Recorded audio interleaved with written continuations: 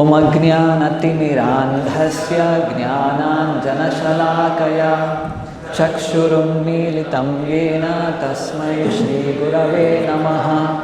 नमो ॐ विष्णुपादाय कृष्णप्रेष्ठाय भूतले श्रीमते भक्तिवेदान्तस्वामिनिति नामिने।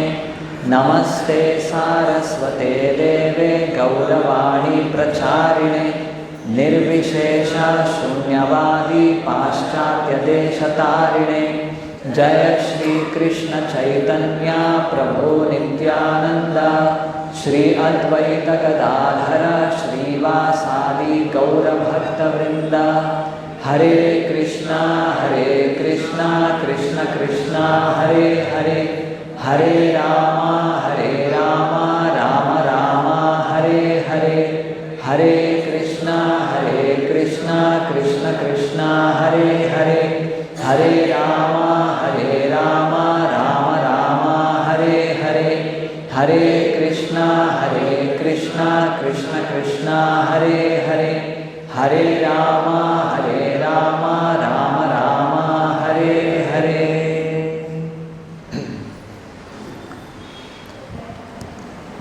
ಭಾಗವತದ ಈ ಭಾಗದಲ್ಲಿ ಕರ್ದಮ ಮುನಿ ಸೃಷ್ಟಿಸಿದಂತಹ ಒಂದು ದೊಡ್ಡ ಗಾಳಿಯಲ್ಲಿ ತೇಲಾಡುವಂತಹ ಒಂದು ದೊಡ್ಡ ಮ್ಯಾನ್ಷನ್, ಒಂದು ಅರಮನೆ, ದೊಡ್ಡ ದೊಡ್ಡ ಕಟ್ಟಡಗಳು, ಇದರ ವಿಚಾರವನ್ನು ನಾವು ಕೇಳಿ ತಿಳ್ಕೊಳ್ತಿದ್ದೇವೆ. ಈಗ ದೇವಹೂತಿ ಆ ಅರಮನೆಯನ್ನು ಪ್ರವೇಶ ಮಾಡಿದ್ದಾಳೆ. ಇಲ್ಲ, ಅರಮನೆ ಇನ್ನೂ ಪ್ರವೇಶ ಮಾಡಿಲ್ಲ, ಆಕೆ ನೀರಿನಲ್ಲಿ ಇಳಿದಿದ್ದಾಳೆ.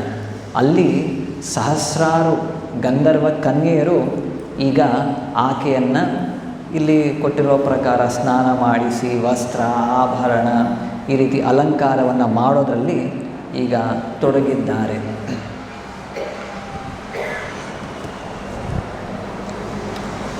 ಆ ಕನ್ಯೆಯರೆಲ್ಲರೂ ಕೂಡ ದೇವಹೂತಿಯನ್ನು ಬಹಳ ಗೌರವದಿಂದ ಕಾಣುತ್ತಿದ್ದರು.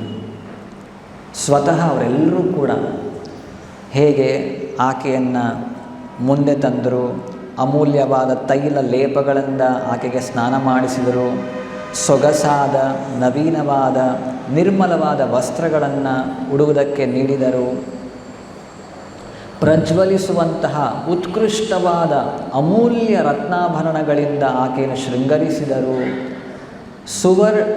ಸರ್ವಗುಣ ಸಂಪನ್ನವಾದ ಆಹಾರವನ್ನು ಮತ್ತು ಆಸವಂ ಎಂಬ ಸಿಹಿಯಾದ ಪೇಯವನ್ನು ನೀಡಿದರು.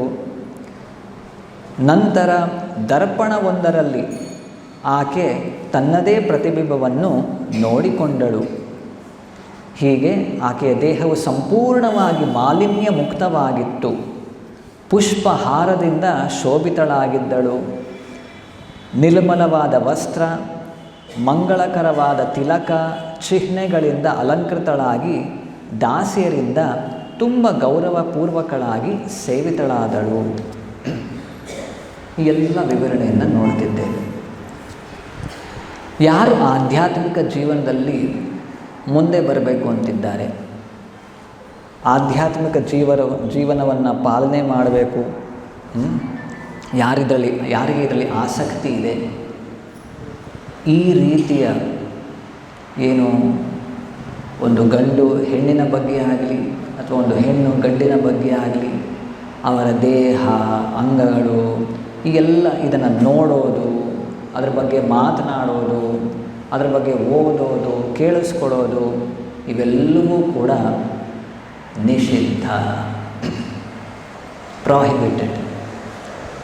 ಯಾಕೆ ಅಂದರೆ ನಮಗೆ ಸ್ವಾಭಾವಿಕವಾಗಿ ಈ ಭೌತಿಕ ಜಗತ್ತಿನಲ್ಲಿ ನಮಗೆ ನೀಡಿರುವಂಥ ಈ ಒಂದು ದೇಹ, ಒಂದು ಗಂಡು ಮತ್ತು ಹೆಣ್ಣಿನಲ್ಲಿ ನಡುವೆ ಸ್ವಾಭಾವಿಕವಾದ ಒಂದು ಆಕರ್ಷಣೆ ಇರುತ್ತೆ. ಈ ಆಕರ್ಷಣೆಗೆ ನಮ್ಮನ್ನು ಈ ಭೌತಿಕ ಜಗತ್ತಿನಲ್ಲಿ ಬಂಧಿಸಿ ಇರುವಂತಹದ್ದು. ಆಧ್ಯಾತ್ಮಿಕ ಜೀವನ ಅಂದರೆ ಈ ಭೌತಿಕ ಬಂಧನದಿಂದ ನಾವು ಮುಕ್ತರಾಗಬೇಕು. ಹಾಗಾಗಿ ಎಲ್ಲ ರೀತಿಯಲ್ಲಿ ಈ ಚಟುವಟಿಕೆಗಳನ್ನು ನಮಗೆ ನಿಷೇಧಿಸಲಾಗಿದೆ. ಆದರೂ ಎಲ್ಲರಲ್ಲೂ ಈ ಒಂದು ಸ್ವಾಭಾವಿಕ ಕುತೂಹಲ ಎಲ್ಲರಲ್ಲೂ ಇರುತ್ತೆ. ಹಾಗಾಗಿ ನಾವು ಏನು ಮಾಡೋದು, ಭಾಗವತದ ಈ ಭಾಗಗಳಲ್ಲಿ ಇಲ್ಲಿ ಎಷ್ಟು ಕೊಟ್ಟಿದ್ದಾರೆ, ಯಾವ ವಿವರಣೆ ಇದೆ ಅದನ್ನು ಓದುತ್ತೇವೆ ಅಷ್ಟೇ. This is authorised. ಅದಕ್ಕಿಂತ ಹೆಚ್ಚಿನದಾಗಿ ಅದರ ಬಗ್ಗೆ ಚರ್ಚೆಯೋ, ಮನಸ್ಸಿನಲ್ಲಿ ಏನೋ ಅದರ ಬಗ್ಗೆ ವಿವರಣೆಯೋ, ಯೋಚನೆಗಳು, ಆಲೋಚನೆ ಇವೆಲ್ಲವೂ ಕೂಡ ನಿಷಿದ್ಧ. ಹಾಗಾಗಿ ಇಲ್ಲಿ ಹೇಗೆ ಕೊಟ್ಟಿದ್ದಾರೆ ಅದನ್ನು ಯಥಾವತ್ತಾಗಿ ನಾವು ಸ್ವೀಕಾರ ಮಾಡಬೇಕು ಅಷ್ಟೇ. ಕೃಷ್ಣ ಭಗವದ್ಗೀತೆಯಲ್ಲಿ ಹೇಳೋದು, ಕಾಮರೂಪಂ ದುರಾಸದಂ. ಈ ಕಾಮ ಅನ್ನೋದು ಎಲ್ಲರ ಶತ್ರು. ಈ ಶತ್ರು ಏನನ್ನು ಮಾಡೋದು, ಆಗಲೇ ಹೇಳಿದಾಗೆ ಈ ಭೌತಿಕ ಜಗತ್ತಿನಲ್ಲಿ ಹೇಗೋ ಏನೋ ಬಂಧಿಸಿ ಇಟ್ಬಿಡೋದು. ನಾವು ಕೃಷ್ಣ ಪ್ರಜ್ಞೆಯಲ್ಲಿ ಮುಂದೆ ಬರಬೇಕು ಅಂದರೆ, ನಾವು ಈ ಭೌತಿಕ ಜಂಜಾಟದಿಂದ ದೂರ ಆಗಬೇಕು ಅಂದರೆ ನಮ್ಮನ್ನು ಈ ಶತ್ರು ಬಿಡೋದಿಲ್ಲ, ಮತ್ತೆ ಮತ್ತೆ ನಮ್ಮನ್ನು ಕೆಳಗೆ ಬೀಳಿಸ್ಬಿಡುತ್ತೆ. ಭಾಗವತದ ಬೇರೆ ಭಾಗಗಳಲ್ಲೂ ಕೂಡ ಹಲವಾರು ಕಥೆಗಳ ಮೂಲಕ ಕೂಡ ಇದೇ ಒಂದು ನಿರ್ದೇಶನವನ್ನು ನಮಗೆ ಒತ್ತಿ ಒತ್ತಿ ಹೇಳಿದ್ದಾರೆ. ಅದು ಅಜಾಮಿಳನ ಕಥೆಯಲ್ಲಿರಬಹುದು. ಹೇಗೆ ಅಜಾಮಿಳ ಸುಸಂಸ್ಕೃತ ಬ್ರಾಹ್ಮಣ ಒಬ್ಬ ಮನುಷ್ಯ, ಎಲ್ಲ ಬಗೆಯ ದೇವತಾ ಕಾರ್ಯಗಳಲ್ಲಿ, ಅವನ ಸಾಧನಾ ಪ್ರಕ್ರಿಯೆಗಳಲ್ಲಿ ನಿಷ್ಣಾತನಾಗಿದ್ದ. ಆದರೆ ಯಾವುದೋ ಒಂದು ಪ್ರಸಂಗದಲ್ಲಿ ಕಾಡಿಗೆ ಹೋದಾಗ ಅಲ್ಲಿ ಒಂದು ದೃಶ್ಯವನ್ನಷ್ಟೇ ಕಂಡು ಅವನ ಮನಸ್ಸು ಬಹಳ ಕ್ಷೋಭೆಗೆ ಉಂಟಾಯಿತು. ಅವನ ಎಲ್ಲ ಆಧ್ಯಾತ್ಮಿಕ ಚಟುವಟಿಕೆಗಳಿಂದ ದೂರ ಸರಿದು ಒಬ್ಬ ವೇಶ್ಯೆ ಹಿಂದೆ ಹೋಗಿ ಆತ ಎಲ್ಲ ರೀತಿಯ ದುಷ್ಕರ್ಮಗಳನ್ನು ಮಾಡಲಿಕ್ಕೆ ಪ್ರಾರಂಭ ಮಾಡಿಬಿಡ್ತಾನೆ. ಈ ಕಥೆಯನ್ನು ಕೇಳಿದ್ದೇವೆ. ಅದೇ ರೀತಿ ವಿಶ್ವಾಮಿತ್ರ ಮುನಿ ಇರಬಹುದು, ತಪಸ್ಸಿನಲ್ಲಿ ಕುಳಿತಿದ್ದಾರೆ, ಘೋರವಾದ ತಪಸ್ಸು. ಇಂದ್ರ ಅವನ ತಪಸ್ಸನ್ನು ಭಂಗವನ್ನು ಮಾಡಲಿಕ್ಕೆ ಮೇನಕೆಯನ್ನು ಕಳಿಸೋದು. ತಪಸ್ಸು ಭಂಗ ಆಗಿ ಆತ ತಾನು ಅಂದುಕೊಂಡದ್ದನ್ನು ಸಾಧಿಸಲಿಕ್ಕೆ ಅವನಿಗೆ ಸಾಧ್ಯ ಆಗೋದಿಲ್ಲ. ಈ ಎಲ್ಲ ಕಥೆಗಳನ್ನು ನಾವು ಪದೇ ಪದೇ ಕೇಳಿದ್ದೇವೆ. ಇದರ ಸಾರ ಏನು ಅಂದರೆ, ನಾವು ಆಧ್ಯಾತ್ಮಿಕ ಜೀವನದಲ್ಲಿ ಬಹಳ ಎಚ್ಚರವಾಗಿರಬೇಕು. ಕೇರ್ ಫ್ರೀ, ಅಥವಾ ನನ್ನ ಮನಸ್ಸಿಗೆ ಬಂದದ್ದನ್ನು ಮಾಡ್ತೇನೆ, ಏನು ಬೇಕೋ ನೋಡ್ತೇನೆ, ಏನು ಬೇಕೋ ಕೇಳಿಸ್ಕೊಳ್ತೇನೆ, ಏನು ಬೇಕೋ ಮಾತನಾಡ್ತೇನೆ, ಇಲ್ಲ. ಎಲ್ಲವೂ ಕೂಡ ಇಟ್ ಶುಡ್ ಬಿ ರೆಗ್ಯುಲೇಟೆಡ್. ಏನನ್ನು ಕೇಳಿಸ್ಕೊಳ್ಬೇಕು, ಏನನ್ನು ನೋಡಬೇಕು, ಯಾವುದರ ಬಗ್ಗೆ ಮಾತನಾಡಬೇಕು, ಯಾವುದ್ರ ಬಗ್ಗೆ ಓದಬೇಕು, ಎಲ್ಲವೂ ಕೂಡ ನಿಯಂತ್ರಣದಲ್ಲಿರಬೇಕು.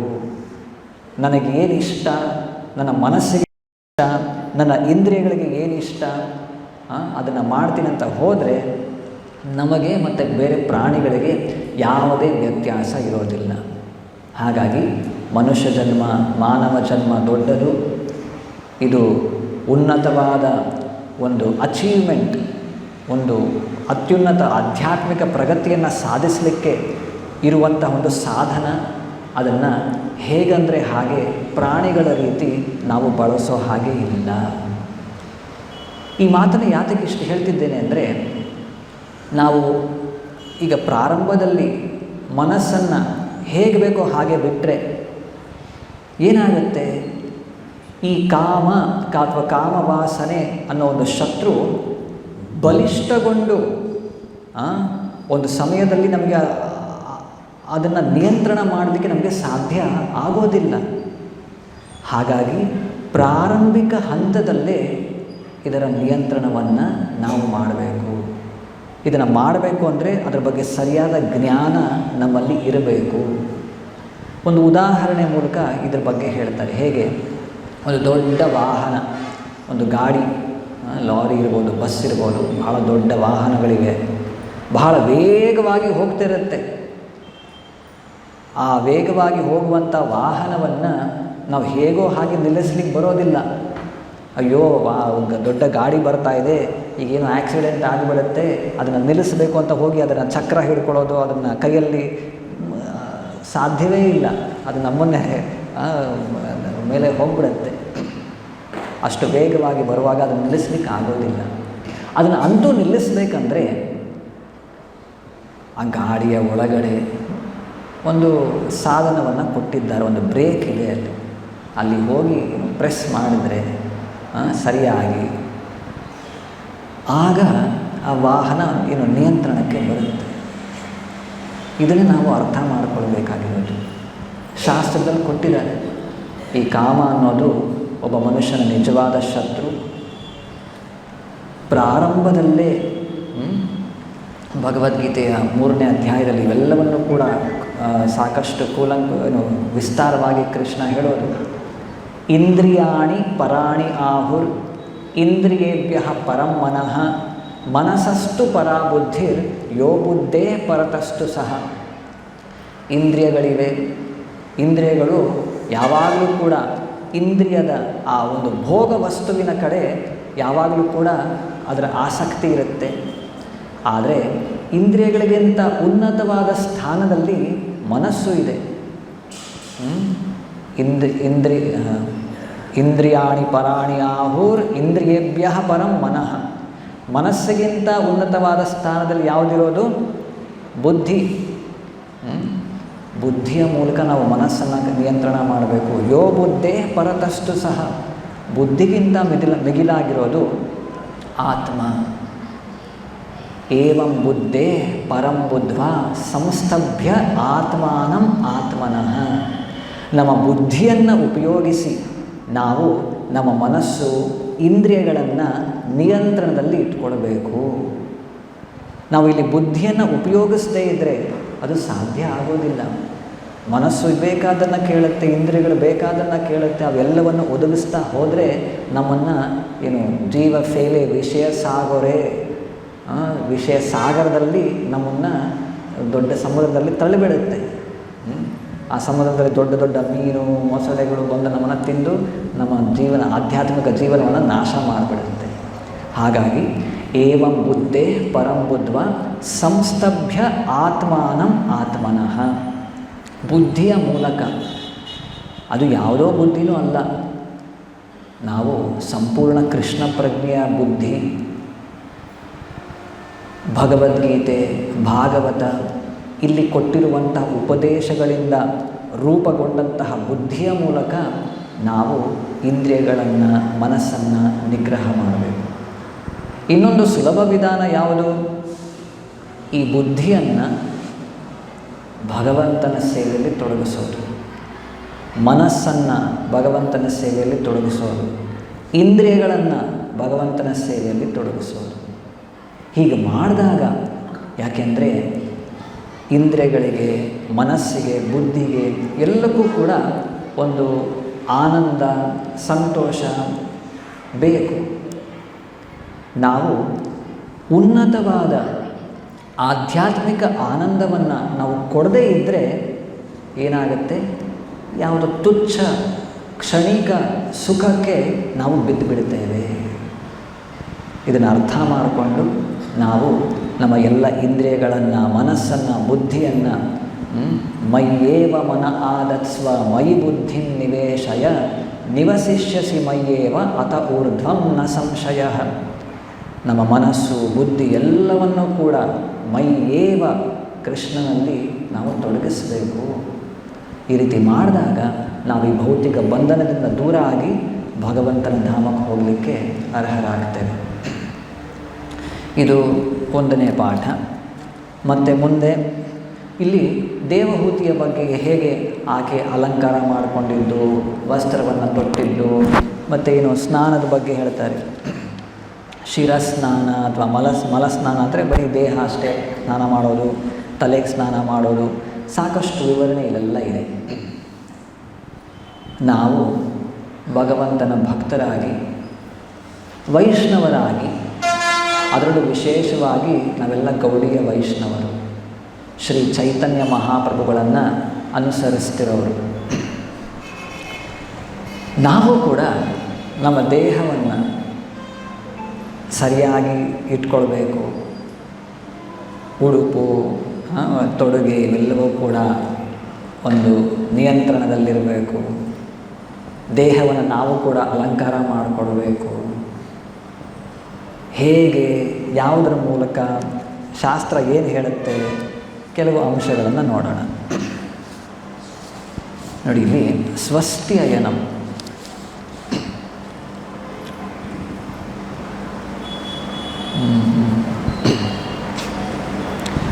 ಅಥಾದರ್ಶೆ ಸ್ವಮಾತ್ಮಾನಂ ಸ್ರಗ್ವಿಣಂ ವಿರಜಾಂಬರಂ ವಿರಜಂ ಕೃತ ಸ್ವಸ್ತ್ಯಯನಂ ಕನ್ಯಾಭಿರ್ ಬಹುಮಾನಿತಂ. ಸ್ವಸ್ತಿ ಅಯನ ಅಂದರೆ ಇಲ್ಲಿ ಪ್ರಭುಪಾದ ಹೇಳಿದ್ರು ಮಂಗಳಕರ ಚಿಹ್ನೆಗಳಿಂದ ಅಲಂಕರಿಸಿದ. ನೋಡಿ, ನಾವು ಕೂಡ ಭಕ್ತರಾಗಿ ನಾವು ಪ್ರತಿದಿನ ಸ್ನಾನ ಮಾಡಬೇಕು, ದೇಹವನ್ನು ಶುಭ್ರವಾಗಿ ಇಟ್ಕೊಳ್ಬೇಕು. ನಾವು ತೊಡುವಂಥ ಬಟ್ಟೆ ಇವೆಲ್ಲವೂ ಕೂಡ ಶುಭ್ರವಾಗಿರಬೇಕು. ಪ್ರಭುಪಾದರು ಹೇಳೋದು ವಿಶೇಷವಾಗಿ ನಾವೇನು ಮಲಗಲಿಕ್ಕೆ ಯಾವ ಬಳಸಿದಂಥ ಬಟ್ಟೆ ಅದನ್ನೇ ಮಾರನೇ ದಿನ ನಾವು ತೊಡೋ ಹಾಗಿಲ್ಲ. ಅದು ಏನೋ ಸ್ವಚ್ಛ ಮಾಡಬೇಕು, ವಾಶ್ ಮಾಡಬೇಕು. ಅದಾದ ನಂತರ ಶುಭ್ರವಾದ ವಸ್ತ್ರವನ್ನು ನಾವು ಧರಿಸಬೇಕು. ಅದಕ್ಕೆ ಮುಂಚೆ ಸ್ನಾನದ ನಂತರ ಮೊದಲು ನಾವು ದೇಹದ ಮೇಲೆ ತಿಲಕವನ್ನು ಹಚ್ಕೊಳ್ತೇವೆ. ಕೆಲವು ಉಲ್ಲೇಖಗಳನ್ನು ಹೇಳ್ತೇನೆ. ಇವೆಲ್ಲವೂ ಕೂಡ ಏನು ವೈಷ್ಣವ ಎಟಿಕೇಟ್ಸ್ ಅಂತ ಹೇಳ್ತೇವೆ. ಹರಿಭಕ್ತಿ ವಿಲಾಸ ಅನ್ನೋ ಕೃತಿಯಲ್ಲಿ ಸನಾತನ ಗೋಸ್ವಾಮಿ ಬರೆದದ್ದು.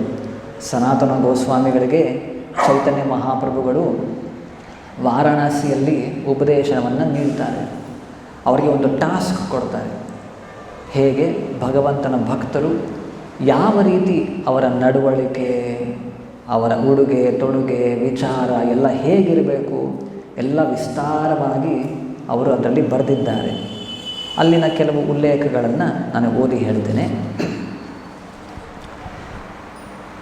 ಶಂಖಚಕ್ರಾದಿ ಊರ್ಧ್ವಪುಂಡ್ರ ಧಾರಣಾದಿ ಆತ್ಮಲಕ್ಷಣಂ ತನ್ನಾಮಕರಣಂ ಚೈವ ವೈಷ್ಣವತ್ವಂ ಇಹೋಚ್ಯತೆ. After initiation the disciple's name must be changed to indicate that he is a servant of Lord Vishnu. ನಾವು ಕೂಡ ದೇವಸ್ಥಾನದಲ್ಲಿ ಯಾರು ಭಕ್ತರು ಹಂತ ಹಂತವಾಗಿ ಏನು ಜಪ ಮಾಡೋದು, ಭಗವದ್ಗೀತೆ ಭಾಗವತ ಅಧ್ಯಯನ ಮಾಡೋದು, ಪುಸ್ತಕಗಳನ್ನು ಓದೋದು, ಮನೆಯಲ್ಲೂ ಕೂಡ ನಿಯಂತ್ರಕ ತತ್ವಗಳನ್ನು ಪಾಲನೆ ಮಾಡ್ತಾ ಎಲ್ಲವನ್ನು ಯಾರು ಆಚರಣೆ ಮಾಡ್ತಾರೆ ಅವ್ರಿಗೂ ಕೂಡ ದೀಕ್ಷೆಯನ್ನು ನೀಡಲಾಗುತ್ತೆ. ದೀಕ್ಷೆಯ ಸಮಯದಲ್ಲಿ ಅವರ ಹೆಸರನ್ನು ಬದಲಾಯಿಸಲಾಗುತ್ತೆ. ಏನು? To indicate that he is a servant of lord Vishnu, ಭಗವಂತನ ದಾಸರು ಅಂತ ಸೂಚಿಸಲಿಕ್ಕೆ ಅವನ ಹೆಸರನ್ನು ಬದಲಾಯಿಸಲಾಗುತ್ತೆ. ಇದೆಲ್ಲ ಇದ್ದಾರೆ ಭಕ್ತರು. ಪಾಂಡವೇಯ ದಾಸ, ಸಜ್ಜನ ಆಶ್ರಯ ದಾಸ, ಈ ರೀತಿಯೆಲ್ಲ. ಇದೇನನ್ನು ಸೂಚಿಸುತ್ತೆ? ಅವರು ಭಗವಂತನ ಭಕ್ತರು, ಭಗವಂತನ ದಾಸರು ನಾವೆಲ್ಲ. ಈ ರೀತಿ ನಾಮ ಬದಲಾವಣೆ ಆದ ನಂತರ the disciple should also immediately begin marking his body with tilak. ದೇಹದ 12 ಭಾಗಗಳಲ್ಲಿ ತಿಲಕ ಧಾರಣೆಯನ್ನು ಮಾಡಬೇಕು. ಬೇರೆ ಬೇರೆ ಭಾಗಗಳಲ್ಲಿ ಬೇರೆ ಬೇರೆ ಭಗವಂತನ ನಾಮವನ್ನು ಹೇಳ್ತಾ ನಾವು ತಿಲಕ ಧಾರಣೆಯನ್ನು ಮಾಡ್ತೇವೆ. Especially his forehead. These are spiritual marks, symptoms of a perfect Vaishnava. ಭಗವಂತನ ಭಕ್ತ ಅಂತ ಸೂಚಿಸಲಿಕ್ಕೆ ಬೇಕಾದಂಥ ಎಲ್ಲ ಚಿಹ್ನೆಗಳನ್ನು ಅವನ ದೇಹದಲ್ಲಿ ಆತ ತೊಟ್ಟಿರಬೇಕು. ಇಲ್ಲಿ ಪ್ರಭುಪಾದರು ಒಂದು ಕಥೆಯನ್ನು ಹೇಳ್ತಾರೆ. ಒಂದು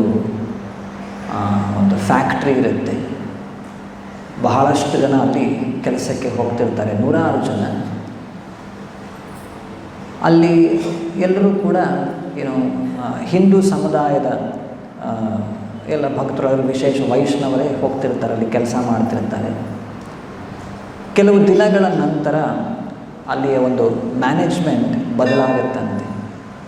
ಅಲ್ಲಿ ಬೇರೆ ಮ್ಯಾನೇಜ್ಮೆಂಟ್ ಬರುತ್ತೆ, ಬೇರೆ ಮ್ಯಾನೇಜರ್ ಬರ್ತಾರೆ. ಆತ ಬೇರೆ ಇನ್ಯಾವುದೋ ಬೇರೆ ಧರ್ಮಕ್ಕೆ ಸೇರಿದವನು. ಬಂದ ದಿನ ಒಂದು ಆರ್ಡರ್ ಪಾಸ್ ಮಾಡ್ತಾರೆ. ಏನು ಅಂದರೆ, ನಾಳೆಯಿಂದ ಯಾರೂ ಕೂಡ ಇದೆಲ್ಲ ಹಣೆ ಮೇಲೆ ತಿಲಕ ಇದು ಯಾರೂ ಹಚ್ಚೋ ಆಗಿಲ್ಲ, ಹಚ್ಚಿದ್ರೆ ಅವ್ರ ಕೆಲಸದಿಂದ ತೆಗೆದುಹಾಕಿಬಿಡ್ತೇವೆ, ಈ ರೀತಿ ಒಂದು ಆರ್ಡರ್ ಪಾಸ್ ಮಾಡ್ತಾರೆ. ಎಲ್ರಿಗೂ ಆತಂಕ ಶುರುವಾಗುತ್ತೆ, ಏನು ಮಾಡಬೇಕು ಏನು ಅಂತ. ನೆಕ್ಸ್ಟ್ ಡೇ ಸೆಕ್ಯೂರಿಟಿ ಗಾರ್ಡ್ಗೆ ಹೇಳಿ ನಿಲ್ಲಿಸಿರ್ತಾರೆ ಅಲ್ಲಿ. ಯಾರಾದರೂ ಇದೆಲ್ಲ ಹಚ್ಕೊಂಡು ಬರೋದೆಲ್ಲ ಮಾಡಿದ್ರೆ ಅವ್ರನ್ನ ಅಲ್ಲೇ ಹೊರಗಡೆ ನಿಲ್ಲಿಸ್ಬೇಕು, ಅವ್ರನ್ನ ಒಳಗಡೆ ಬಿಡೋ ಹಾಗಿಲ್ಲ ಅಂತ. ಏನು ಮಾಡ್ತಾರೆ ಅಲ್ಲಿ ಎಲ್ಲರೂ ಕೂಡ, ಅಯ್ಯೋ ಅವ್ರ ಜೀವನ ನಡೆಯೋದು ಹೇಗೆ, ಕೆಲಸ ಮಾಡಬೇಕು. ಹಾಗಾಗಿ ಯಾರು ಕೂಡ ತಿಲಕ ಏನು ಹಚ್ಕೊಳ್ಳೋದಿಲ್ಲ, ಫಾರ್ಮಲ್ ಡ್ರೆಸ್ ಹಾಕ್ಕೊಂಡು ಫ್ಯಾಕ್ಟ್ರಿಗೆ ಹೇಗೆ ಬೇಕೋ ಹಾಗೆ ಹೋಗ್ತಾರೆ. ಆ ಸೆಕ್ಯೂರಿಟಿ ಗಾರ್ಡ್ ಒಬ್ಬೊಬ್ಬರನ್ನು ಚೆಕ್ ಮಾಡ್ತಿದ್ದಾನೆ. ಒಬ್ಬ ಮನುಷ್ಯ ಚೆನ್ನಾಗಿ ಜೋರಾಗಿ ಹಣೆ ಮೇಲೆ ತಿಲಕ ಹಚ್ಕೊಂಡು ಒಳಗಡೆ ಹೋಗ್ತಾನೆ. ಆ ಗಾರ್ಡ್ ನಿಲ್ಲಿಸ್ತಾನೆ. ಮ್ಯಾನೇಜರ್ ತನಕ ಸುದ್ದಿ ಹೋಗುತ್ತೆ. ಆತ ಹೊರಗೆ ಬಂದು ನೋಡ್ತಾನೆ, ಇದ್ದಾರೆ ಏನಾಗುತ್ತೆ ಈಗ ಅಂತ. ಆಗ ಆ ಮ್ಯಾನೇಜರ್ ಹೇಳ್ತಾನಂತೆ, ನೋಡಿ ಇವನೊಬ್ಬ ಏನು ಭಯ ಇಲ್ಲದೆ, ಯಾವುದೇ ಆತಂಕ ಇಲ್ಲದೆ ಬಹಳ ಧೈರ್ಯದಿಂದ ಅವನ ಏನು ರಿಲಿಜನ್ ಅಥವಾ ಏನು ಧರ್ಮವನ್ನು ಪಾಲನೆ ಮಾಡ್ತಿದ್ದಾನೆ. ನಾಳೆಯಿಂದ ಈತ ಒಬ್ಬ ತಿಲಕವನ್ನು ಹಚ್ಕೊಂಡು ಬರ್ಬೋದು, ಇನ್ಯಾರೂ ಹಚ್ಕೊಂಡು ಬರೋ ಹಾಗಿಲ್ಲ. ಈ ರೀತಿ ಪ್ರಭುಪಾದ ಹೇಳೋ ಕಥೆ ಇದು. ಅಂದರೆ ಇನ್ನು ಎಷ್ಟೋ ಬಾರಿ ನಾವು ಭಯದಿಂದಲೋ ಇನ್ಯಾರೋ ನಮ್ಮನ್ನು ಆಕ್ಷೇಪಿಸ್ತಾರೆ, ತೆಗಳಿ ಮಾತನಾಡ್ತಾರೆ, ಬೇರೆ ಬೇರೆ ಕಾರಣಗಳಿಂದ ನಾವು ಇದನ್ನು ಮೈಗೂಡಿಸ್ಕೊಳ್ಳಿಕ್ಕೆ ಈ ಎಲ್ಲ ಉಪದೇಶಗಳನ್ನು ನಾವು ಕೆಲವೊಮ್ಮೆ ಹೆದರ್ತೇವೆ. ಹಾಗಾಗಿ ನಾವು ಸಮಯ, ಸಂದರ್ಭ, ಪರಿಸ್ಥಿತಿ ನೋಡಿಕೊಂಡು ಇವೆಲ್ಲವನ್ನು ಕೂಡ ಹಂತ ಹಂತವಾಗಿ ನಮ್ಮ ಜೀವನದಲ್ಲಿ ಅಳವಡಿಸ್ಕೊಳ್ಳಿಕ್ಕೆ ನಾವು ಪ್ರಯತ್ನ ಪಡಬೇಕು. ಇಲ್ಲೇ ನಾವು ಭಗವಂತನಿಗೆ ನಮ್ಮ ಏನು ಸರೆಂಡರ್, ಶರಣಾಗತಿಯನ್ನು ತೋರಿಸುವಂತಹ ವಿಧಾನಗಳು ಇವೆಲ್ಲವೂ ಕೂಡ.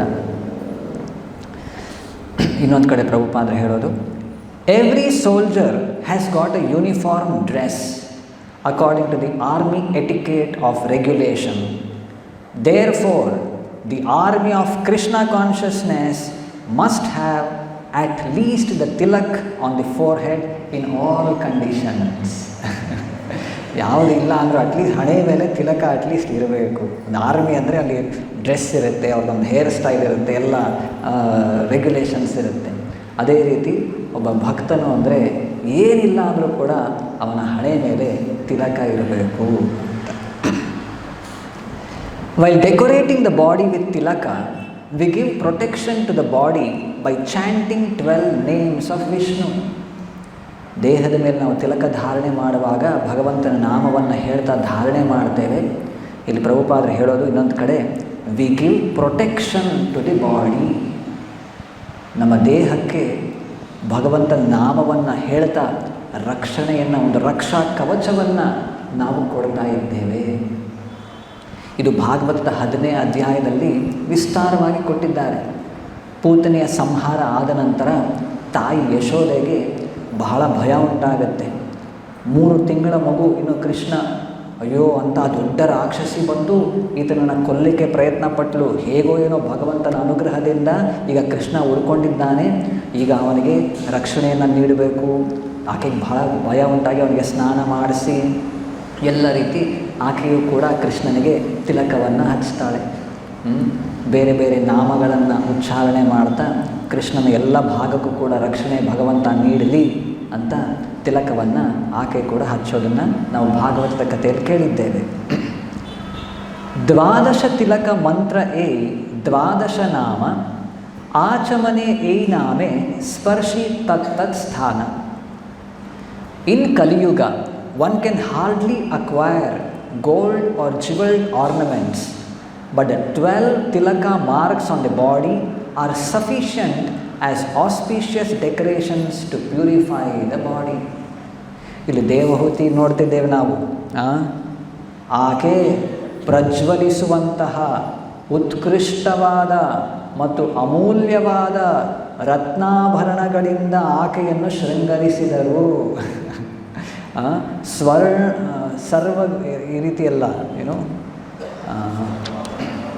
ಕಿಂಕಿಣಿಸುವ ಸುವರ್ಣ ನೂಪುರಗಳು, ಇವೆಲ್ಲ ಈ ಕಲಿಯುಗದಲ್ಲಿ ಇದೆಲ್ಲ ಎಲ್ಲಿ ಹುಡ್ಕೊಂಡು ಹೋಗಬೇಕು? ಎಲ್ಲ ಬರೀ ಆರ್ಟಿಫಿಷಿಯಲ್ ಅಥವಾ ಏನೋ ಬೇರೆ ಬೇರೆ ಹೆಸರುಗಳ ಪ್ಲಾಸ್ಟಿಕ್ಕೇ ಇರುತ್ತೆ ಪ್ರಧಾನವಾಗಿ. ಇವೆಲ್ಲ ನಮಗೆ ಬೇಡ.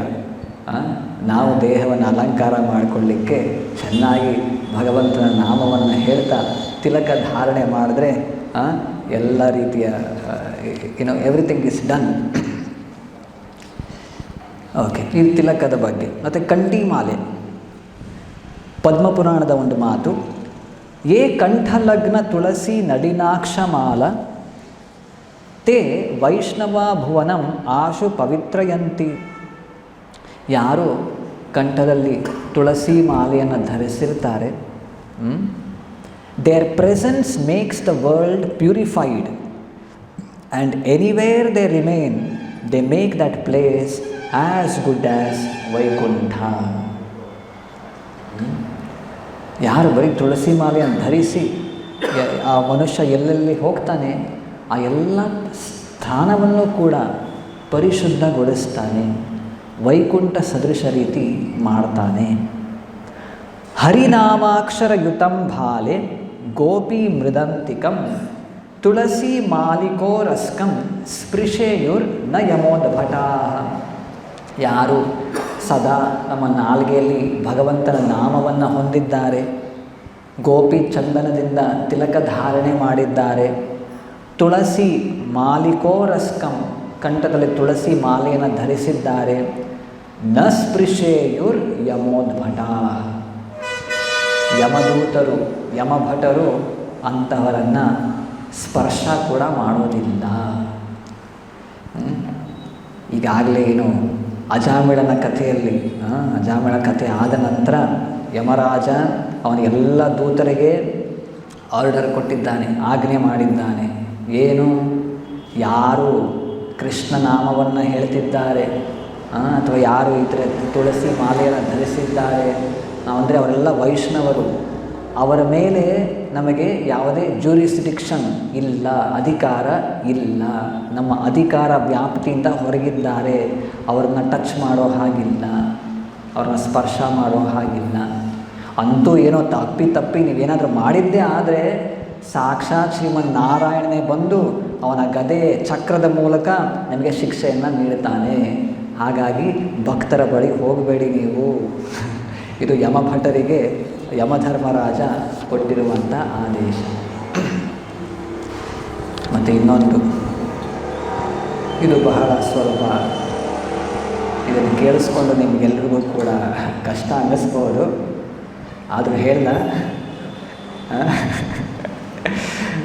ತಲೆ ಕೂದಲಿನ ಬಗ್ಗೆ, ವಿಶೇಷವಾಗಿ ಇದು ಗಂಡಸರಿಗೆ.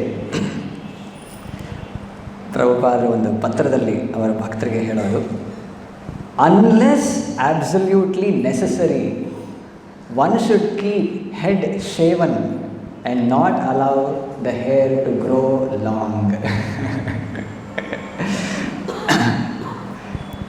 Due to his long hair, mustache and beard, Sanatana Goswami looked like a Dharavesha or hippie. Sri Chaitanya Mahaprabhu did not like Sanatana Goswami's hippie features. ಇದೇನು ಅಂದರೆ ಉದ್ದನೆ ಕೂದಲು, ಮೀಸೆ, ದಾಡಿ ಇದೆಲ್ಲ ಬಿಡೋದು ಹಿಪ್ಪೀಸ್ ಅಂತ. ಸನಾತನ ಗೋಸ್ವಾಮಿ ಅವರು ಕೂಡ ಪ್ರಾರಂಭದಲ್ಲಿ ಅವರು ದೊಡ್ಡ ಮಂತ್ರಿಗಳಾಗಿರ್ತಾರೆ. ಅವರಿಗೆ ಆ ಕೆಲಸ ಇಷ್ಟ ಇರೋದಿಲ್ಲ. ಅವರಿಗೆ ಜಪ ಮಾಡಲಿಕ್ಕೆ ಸಮಯ ಬೇಕು, ಭಾಗವತದ ಅಧ್ಯಯನ ಮಾಡಲಿಕ್ಕೆ ಸಮಯ ಬೇಕು, ಚೈತನ್ಯ ಮಹಾಪ್ರಭುಗಳ ಸೇವೆಯಲ್ಲಿ ತೊಡಗಬೇಕು. ಆ ಎಲ್ಲ ಕೆಲಸಗಳಲ್ಲಿ ಅವರಿಗೆ ಭಾಳಷ್ಟು ಆಗ್ತಿರೋದಿಲ್ಲ. ಹಾಗಾಗಿ ಕೆಲಸ ಮಾಡಲಿಕ್ಕೆ ಆಗೋದಿಲ್ಲ ಅಂತ ರಾಜೀನಾಮೆ ಕೊಡ್ತಾರೆ. ಆದರೆ ನವಾಬ್ ಹುಸೇನ್ ಶಾ ಆಗಿನ ರಾಜ ಒಪ್ಪೋದಿಲ್ಲ, ಬಲವಂತವಾಗಿಲ್ಲ, ನೀನು ಕೆಲಸದಲ್ಲಿ ತೊಡಗಬೇಕು, ಒಪ್ಕೊಳ್ಳೋದಿಲ್ಲ. ಆಯ್ತು, ಏನು ಮಾಡೋದು? ಅವರಿಗೆ ಇಷ್ಟ ಇರೋದಿಲ್ಲ. ಸರಿ ಆಯಿತು, ಅದು ಆರಾಮಿಲ್ಲ ಅಂತ ಸಿಕ್ ಲೀವ್ ಹಾಕಿ ಮನೆಯಲ್ಲೇ ಕುಳಿತುಕೊಂಡು ಬಿಡ್ತಾರೆ. ಎಷ್ಟೋ ದಿನಗಳು ಕಳೆಯುತ್ತೆ, ಮನೆಯಲ್ಲಿ ಎಲ್ಲ ಪಂಡಿತರ ಜೊತೆ ಸೇರಿಕೊಂಡು ಪ್ರತಿದಿನ ಭಾಗವತದ ಅಧ್ಯಯನದಲ್ಲಿ ತೊಡಗಿರ್ತಾರೆ. ಒಮ್ಮೆ ಆ ರಾಜ ಬಂದು ನೋಡಿದಾಗ ಗೊತ್ತಾಗುತ್ತೆ ಅವನಿಗೆ, ಅರೆ ಇವರಿಗೆ ಸುಳ್ಳು ಹೇಳಿ ಮನೆಯಲ್ಲಿದ್ದಾರೆ ಅಂತ ಅವರಿಗೆ ಶಿಕ್ಷೆ ವಿಧಿಸಲಿಕ್ಕೆ ಅವನ್ನ ಜೈಲಿಗೆ ಹಾಕಿಬಿಡ್ತಾನೆ. ಹೇಗೋ ಏನೋ ಅಲ್ಲಿರುವಂತಹ ಅಧಿಕಾರಿಗಳಿಗೆ ಬ್ರೈಬ್ ಲಂಚವನ್ನು ಕೊಟ್ಟು ತಪ್ಪಿಸ್ಕೊಂಡು ಹೊರಗಡೆ ಬರ್ತಾರೆ. ಅವರಿಗೆ ಗೊತ್ತಾಗುತ್ತೆ ಚೈತನ್ಯ ಮಹಾಪ್ರಭುಗಳು ಈಗ ವೃಂದಾವನಕ್ಕೆ ಹೋಗಿದ್ದಾರೆ. ಹಾಗಾಗಿ ಬಂಗಾಳದಿಂದ ವೃಂದಾವನಕ್ಕೆ ಹೋಗೋ ದಾರಿಯಲ್ಲಿ ಹೋಗ್ತಾರೆ. ಆದರೆ ಏನು ಮಾಡೋದು, ರಾಜಮಾರ್ಗದಲ್ಲಿ ಹೋಗ್ಲಿಕ್ಕೆ ಆಗೋದಿಲ್ಲ. ಅಲ್ಲಿ ಸೈನಿಕರಿಗೆ ಸಿಕ್ಕಿಬಿದ್ದರೆ ಅವ್ರನ್ನ ಮತ್ತೆ ಎಳ್ಕೊಂಡು ಹೋಗಿ ಜೈಲಿಗೆ ಹಾಕಿಬಿಡ್ತಾರೆ. ಹಾಗಾಗಿ ಕಾಡಿನ ಮಾರ್ಗದಲ್ಲಿ ಹೋಗಬೇಕಾಗತ್ತೆ. ಆಗ ಎಷ್ಟೋ ದಿನ ಅವರಿಗೆ ಊಟ ಇರೋದಿಲ್ಲ. ಹೇಗೋ ಏನೋ ಅಲ್ಲಿ ಹೋಗಿ ತಲುಪ್ತಾರೆ. ಆಗ ಅವ್ರಿಗೆ ಗೊತ್ತಾಗುತ್ತೆ ಚೈತನ್ಯ ಮಹಾಪ್ರಭು ಈಗ ವೃಂದಾವನದ ಯಾತ್ರೆ ಮುಗಿಸಿ ಬನಾರಸ್ ವಾರಣಾಸಿಯಲ್ಲಿದ್ದಾರೆ. ಅಲ್ಲಿ ಚಂದ್ರಶೇಖರ ಅನ್ನೋ ಒಬ್ಬ ಭಕ್ತರ ಮನೆಯಲ್ಲಿದ್ದಾರೆ. ಅಲ್ಲಿ ಹೋಗಿ ಕುಳಿತುಕೊಳ್ತಾರೆ. ಆಗ ಅವರ ಅವಸ್ಥೆ ಹೀಗಿರುತ್ತೆ. ಉದ್ದನೆಯ ಕೂದಲು, ಮೀಸೆ, ದಾಡಿ, ಬಟ್ಟೆ ಎಲ್ಲ ಶುಭ್ರವಾಗಿರೋದಿಲ್ಲ. ಹಾಗಾಗಿ ಚೈತನ್ಯ ಮಹಾಪ್ರಭು ಹೀಗೆ ದರವೇ ಸಹ ಈ ಒಂದು ಪದವನ್ನು ಬಳಸ್ತಾರೆ.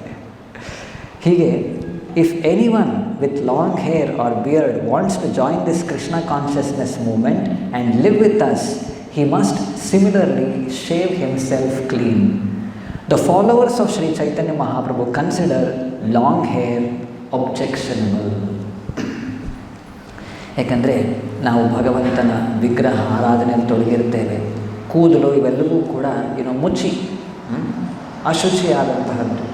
ಹಾಗಾಗಿ ಭಕ್ತರು ಆದಷ್ಟು ಸಂಪೂರ್ಣ ಶೇವ್ ಆಗದೇ ಇದ್ದರೆ ಎಷ್ಟು ಕಡಿಮೆಯೋ ಅಷ್ಟು ಹೊರಗಡೆ ಪ್ರಪಂಚದಲ್ಲಿ ವ್ಯವಹಾರ ಮಾಡೋರು ನೀವಿನ್ನೂ ಆ ಒಂದು ನಿರ್ಧಾರ ತಗೊಳ್ಳಿಕ್ಕೆ ಈಗಲೇ ಸಾಧ್ಯ ಆಗದೇ ಇದ್ದರೆ ಎಷ್ಟು ಕಡಿಮೆ ಇರುತ್ತೋ ಅಷ್ಟು ಉತ್ತಮ.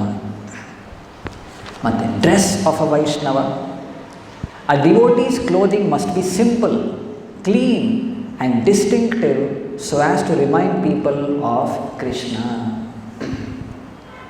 ನೋಡಿ, ಧೋತಿ ಕುರ್ತಾ ಇಷ್ಟೇ. ಇದನ್ನು ಹಾಕ್ಕೊಂಡು ಹೊರಗಡೆ ಯಾರಾದರೂ ಹೋದರೆ ಎಲ್ಲ ಹೇಳ್ತಾರೆ, ಹರೇ ಕೃಷ್ಣ ಹರೇ ಕೃಷ್ಣ ಅಂತ. ತಿಲಕ ಜಪಮಾಲೆ ಇದ್ದರೆ ಅರೇ ಕೃಷ್ಣ, ಅವ್ರ ಬಾಯಲ್ಲಿ ಸ್ವಾಭಾವಿಕವಾಗಿ ಬಂದೇ ಬಿಡುತ್ತೆ ಕೃಷ್ಣ ನಾಮ. ಚೈತನ್ಯ ಮಹಾಪ್ರಭು ಹೇಳೋದು, ಯಾನ್ಹಾರ ದರ್ಶನೆ ಮುಖೆ ಆಯ್ಸೆ ಕೃಷ್ಣ ನಾಮ, ತಾನ್ಹಾರೆ ಜಾನಿಹ ತುಮಿ ವೈಷ್ಣವ ಪ್ರಧಾನ. ಯಾರನ್ನು ನೋಡಿ ಇನ್ಯಾರೋ ಕೃಷ್ಣ ನಾಮವನ್ನು ಹೇಳ್ತಿದ್ದಾರೆ ಅಂದರೆ ಈತ ನಿಜವಾಗ್ಲೂ ವೈಷ್ಣವ ಪ್ರಧಾನ ಅಂತಲೇ ಭಾವಿಸ್ಬೇಕು ನಾವು. ಹಾಗೆ ನಾವು ಕೂಡ ವೈಷ್ಣವ ಪ್ರಧಾನ ಆಗಬೇಕಂದ್ರೆ ಒಳಗಡೆ ಇನ್ನೂ ಎಷ್ಟೆಷ್ಟೋ ಕಲ್ಮಶ ಇರಬಹುದು, ಇನ್ನು ಸಂಪೂರ್ಣ ಶುದ್ಧಿ ಆಗದೇ ಇರಬಹುದು. ಅಟ್ಲೀಸ್ಟ್ ಕನಿಷ್ಠ ಪಕ್ಷ ಹೊರಗಾದರೂ ಸ್ನಾನ ಮಾಡಿ ಶುಭ್ರವಾಗಿ ಚೆನ್ನಾಗಿರೋ ವೈಷ್ಣವ ಉಡುಗೆಗಳನ್ನು ತೊಟ್ಟು ತಿಲಕವನ್ನು ಧರಿಸಿದರೆ ಸಾಕು. ಹೇಗೋ ಕೃಷ್ಣನ ಸ್ಮರಣೆ ನಮಗೂ ಉಂಟಾಗತ್ತೆ, ನಮ್ಮನ್ನು ನೋಡಿದಂತಹ ಬೇರೆಯವರಿಗೂ ಕೂಡ ಉಂಟಾಗತ್ತೆ. ಭಾಗವತ ಇದೇ ಹೇಳೋದು, ಸಾಂಕೇತ್ಯಂ ಪರಿಹಾಸ್ಯಂ ವ ಸ್ತೋವಂ ಹೇಳನಮೇವ ವ ವೈಕುಂಠ ನಾಮಗ್ರಹಣಂ ಅಶೇಷ ಅಗಹರಂ ವಿದುಹು. ಸಾಂಕೇತಿಕವಾಗಿಯೋ ಅಥವಾ ಅಪಹಾಸ್ಯಕ್ಕೋ ಹೇಗೋ ಏನೋ ಭಗವಂತನ ನಾಮವನ್ನು ಹೇಳಿ, ಆ ರೀತಿ ಹೇಳಿದಾಗ ಅಶೇಷ ಅಗಹರಂ ವಿದುಹು, ಆ ಒಂದು ಜೀವಿ ಪರಿಶುದ್ಧನಾಗ್ತಾನೆ. ಕೃಷ್ಣನ ಬಳಿ ಸಾರುವ ಮಾರ್ಗದಲ್ಲಿ hill make progress towards Krishna. ಹಾಗಾಗಿ ನಾವು ಇನ್ನೊಂದು ಇವೆಲ್ಲವೂ ಕೂಡ ಹೊರಗಿನ ಒಂದು ಬಟ್ಟೆ ತಿಲಕ ಇವೆಲ್ಲವೂ ಕೂಡ ನಮ್ಮ ಬಿಹೇವಿಯರ್, ಅಂದರೆ ನಮ್ಮ ನಡವಳಿಕೆ ಹೇಗಿರಬೇಕು. ಒಬ್ಬ ಭಕ್ತನಾದವನು ಅವನು ಹೇಗೆ ಮಾತನಾಡೋದು, ಯಾವ ರೀತಿ ಇನ್ನೊಬ್ಬರ ಜೊತೆ ವ್ಯವಹರಿಸೋದು, ಅವನ ಓಡಾಟ, ಕುಳಿತುಕೊಳ್ಳೋ ರೀತಿ ಇರ್ಬೋದು, ಬೇರೆಯವ್ರಿಗೆ ಏನನ್ನು ಕೊಡುವಾಗ ಇರ್ಬೋದು, ಎಲ್ಲವೂ ಕೂಡ ನಿಯಂತ್ರಣದಲ್ಲಿರಬೇಕು. It should be regulated. ಇದೆಲ್ಲ ಸಾಕಷ್ಟು ಡೀಟೇಲ್ಸ್ ಇದೆ. ನಾವು ಒಬ್ಬರಿಗೆ ಒಂದು ವಸ್ತುವನ್ನು ಕೊಡಬೇಕಾದಾಗ ಬಲಗೈಲಿ ಕೊಡ್ತೇವೆ, ಬಲಗೈಲಿ ಅದನ್ನು ಸ್ವೀಕಾರ ಮಾಡಬೇಕು. ಈ ರೀತಿ ಹಲವಾರು ಡೀಟೇಲ್ಸ್ ನಮಗೆ ನಮ್ಮ ಭಾಗವತವನ್ನು ಓದುವಾಗ ಸಿಗುತ್ತೆ. ಒಬ್ಬ ಭಕ್ತನಾದವನು ಇವೆಲ್ಲವನ್ನೂ ಕೂಡ ಅವನ ನಡವಳಿಕೆಯಲ್ಲಿ, ಆಚರಣೆಯಲ್ಲಿ ತಂದುಕೊಂಡಿದ್ದರೆ ಉತ್ತಮ ವೈಷ್ಣವನಾಗ್ತಾನೆ. ಅದರಲ್ಲಿ ಪ್ರಧಾನ ನೋಡಿ ಎಲ್ಲ ನಡವಳಿಕೆಗಳು, ಅವನ ಮಾತು, ವ್ಯವಹಾರ ಇವೆಲ್ಲವೂ ಕೂಡ ಒಂದು ಅಂಶವನ್ನು ನಾವು ಮೈಗೂಡಿಸ್ಕೊಂಡಿದ್ದರೆ ಸ್ವಾಭಾವಿಕವಾಗಿ ಇವೆಲ್ಲವೂ ಕೂಡ ಚೆನ್ನಾಗಿರುತ್ತೆ. ಆ ಒಂದು ಸ್ವಭಾವ, ಪ್ರಧಾನವಾದ ಸ್ವಭಾವ ಯಾವುದು? ಅವನ ನಡವಳಿಕೆ, ವ್ಯವಹಾರದಲ್ಲಿ ವಿನಯ ಅಥವಾ ಹ್ಯೂಮಿಲಿಟಿ, ವಿನಮ್ರತೆ, ಇದು ಒಬ್ಬ ಭಕ್ತನ, ವೈಷ್ಣವನ ನಿಜವಾದ ಆಭರಣ. ಪ್ರಭುಪಾದ ಭಾಗವತದಲ್ಲಿ ಕಪಿಲ ಮುನಿಗಳ ಇದೇ ಉಪದೇಶದಲ್ಲಿ ಮುಂದೆ ಬರುತ್ತೆ, ಇದನ್ನು ಸ್ಪಷ್ಟವಾಗಿ ಹೇಳ್ತಾರೆ. ಹೇಗೆ? Humility is the jewel of the Vaishnava character. Without humility one cannot even begin to approach the Lord. This humility is the true ornament of the devotee, attracting the mercy of Krishna. ಸ್ವಭಾವ, ನಮ್ಮ nature, ನಮ್ಮ ಗುಣ, ವಿನಮ್ರತೆ, ಸಹಿಷ್ಣುತೆ, ವಿನಯ ಇವೆಲ್ಲವನ್ನು ಒಳಗೊಂಡಿದ್ದಾಗ ಸ್ವಾಭಾವಿಕವಾಗಿ externally ನಮ್ಮ ಮಾತು, ನಮ್ಮ ವ್ಯವಹಾರ ಇದರಲ್ಲಿ ಮಾರ್ಪಾಡಾಗುತ್ತೆ. ಹಾಗಾಗಿ ಇದರ ಮೇಲೆ ಕೂಡ ನಾವು ಗಮನವನ್ನು ವಹಿಸಬೇಕು, ಬಹಳ ಮುಖ್ಯ. ಒಬ್ಬ ಭಕ್ತನಾದವನು ಯಾವಾಗಲೂ ಕೂಡ ವಿನಮ್ರನಾಗಿರ್ತಾನೆ. Is humble, submissive, tolerant. ಇವೆಲ್ಲವೂ ಕೂಡ ಭಕ್ತನ ಲಕ್ಷಣ. A devotee must decorate himself with the ornaments of humility and tolerance. ಈಗ ಚೈತನ್ಯ ಮಹಾಪ್ರಭುಗಳ ಶ್ಲೋಕ ನೆನಪು ಮಾಡಿಕೊಡ್ತಾ ಇರಬೇಕು ಮತ್ತೆ ಮತ್ತೆ. ಯಾವುದು? ತೃಣಾದಪಿ ಸುನೀಚೇನ ತರೋರಪಿ ಸಹಿಷ್ಣುನ ಅಮಾನಿನ ಮಾನದೇನ ಕೀರ್ತನೀಯ ಸದಾ ಹರಿಹಿ. A devotee must decorate himself with the ornaments of humility and tolerance. These ornaments are more precious than any material wealth because they attract Krishna himself. ಈ ಎಲ್ಲ ಆಭರಣ ಯಾವುದು? ವಿನಮ್ರತೆ, ಸಹಿಷ್ಣುತೆ, ಟಾಲರೆನ್ಸ್, ಪೇಷನ್ಸ್ ಇವೆಲ್ಲವೂ ಕೂಡ ಒಬ್ಬ ಭಕ್ತನಲ್ಲಿ ಇದ್ದಾಗ ಕೃಷ್ಣನೇ ಅವನಂತ ಆಕರ್ಷಿತನಾಗ್ತಾನೆ. ಕೃಷ್ಣನನ್ನು ಆಕರ್ಷಣೆ ಮಾಡಲಿಕ್ಕೆ ನಾವೇನೋ ಬಂಗಾರ, ವಜ್ರ, ವೈಡೂರ್ಯ ಇದೆಲ್ಲ ಕೃಷ್ಣನಿಗೆ ಏನದ ಅದೆಲ್ಲ ಆಸಕ್ತಿ ಇರಲ್ಲ. ಒಬ್ಬ ಭಕ್ತನಲ್ಲಿ ಈ ಎಲ್ಲ ಸದ್ಗುಣಗಳು ಅವನಲ್ಲಿ ಇದ್ದಾಗ ಕೃಷ್ಣನೇ ಆತನ ಮೇಲೆ ಆಕರ್ಷಿತನಾಗ್ತಾನೆ. Because they attract Krishna himself. So ಎಲ್ಲ ಅರ್ಥ ಮಾಡಿಕೊಳ್ಬೇಕು. ಇವೆಲ್ಲವೂ ಕೂಡ ನೋಡಿ, ನಾವು ಭಗವದ್ಗೀತೆ, ಭಾಗವತ ಓದುವಾಗ ಎಷ್ಟೆಷ್ಟು ಅಂಶಗಳು, ಅದರಲ್ಲೂ ವಿಶೇಷವಾಗಿ ಚೈತನ್ಯ ಚರಿತಾಮೃತ ಓದಿದ್ರೆ ಭಕ್ತರ ನಡುವಿನ ವ್ಯವಹಾರಗಳು ಇದರ ಬಗ್ಗೆ ಸಾಕಷ್ಟು ಮಾಹಿತಿ ಸಿಗುತ್ತೆ. ಅವೆಲ್ಲವನ್ನು ಕೂಡ ಕ್ರಮವಾಗಿ ನಾವು ನಮ್ಮಲ್ಲಿ ಮೈಗೂಡಿಸ್ಕೊಳ್ಳಿಕ್ಕೆ ಪ್ರಯತ್ನ ಪಡಬೇಕು. ಅದಕ್ಕೆ ಮೊದಲನೇದೇನು ಮಾಡಬೇಕು? ನಾವು ಪ್ರತಿದಿನ ಓದಬೇಕು, ಭಗವದ್ಗೀತೆ, ಭಾಗವತದ ಅಧ್ಯಯನ ಮಾಡಬೇಕು, ಪ್ರತಿನಿತ್ಯ ಕೃಷ್ಣ ನಾಮ ಜಪ ಮಾಡಬೇಕು. ಈ ರೀತಿ ಮಾಡಿದಾಗ ನಮ್ಮ ಹಿಂದಿನ ಎಲ್ಲ ಹಿಂದಿನ ಕರ್ಮ, ಕಾಮ ವಾಸನೆಗಳು ಇವೆಲ್ಲದರಿಂದ ನಾವು ಮುಕ್ತರಾಗಲಿಕ್ಕೆ ಸಾಧ್ಯ. ಅದರಿಂದ ಮುಕ್ತರಾಗಿ, ಪರಿಶುದ್ಧರಾಗಿ ಎಲ್ಲ ಗುಣಗಳನ್ನು ನಾವು ಮೈಗೂಡಿಸ್ಕೊಂಡಿದ್ದೆ ಆದರೆ ಕೃಷ್ಣನೇ ನಮ್ಮತ್ತ ಆಕರ್ಷಿತನಾಗ್ತಾನೆ. ಅಲ್ಲಿ ಮುಕ್ತಾಯ ಮಾಡೋಣ. ಗ್ರಂಥರಾಜ್ ಶ್ರೀಮದ್ ಭಾಗವತಂ ಕಿ, ಶ್ರೀಲ ಪ್ರಭುಪಾದ ಕಿ.